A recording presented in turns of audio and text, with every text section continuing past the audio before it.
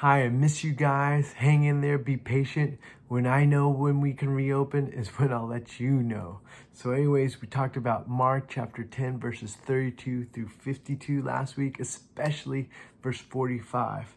Now the disciples were going to get into it because James and John, they didn't ask Jesus, but they told Jesus, we want you to do something for us. And Jesus just asked, well, what's that?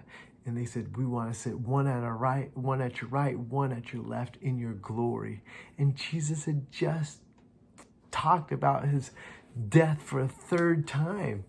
But James and John, they wanted to skip the suffering part and go right to the glory. But it doesn't work like that. I've always said, you suffer now, glory later. Anyways, the disciples hear about this and they get ticked. They become indignant. Jesus pulls them aside and says, hey, there's nothing wrong with being great.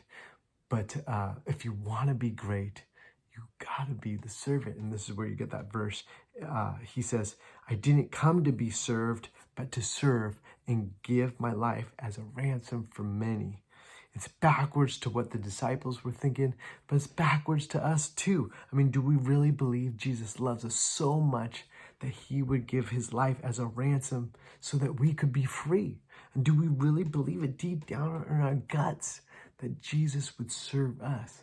So then he does this lesson of serving by healing blind Bartimaeus, this beggar. He's just sitting on the road, not going to the party, and he's crying out above the crowd, and Jesus stops.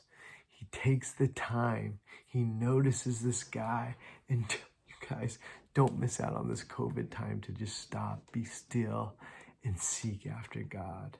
Anyways, Jesus meets this guy's need and asks him, what do you want me to do for you? And the guy says, I want to see. Now contrast that with James and John's request. This guy, he just wants to be human, not some super great thing, but just that you could see. And Jesus does it. I mean, how many people do you know that just need to be noticed right now? So Jesus serves. He came to serve. He came to give his life as a ransom. And do you believe it? Deep down in the core of your being, do you believe it? That you are free from sin and death, free from the self-condemnation of shame, free from feeling like you're unworthy, unforgivable, unlovable. I mean, Jesus loves you. He has set you free.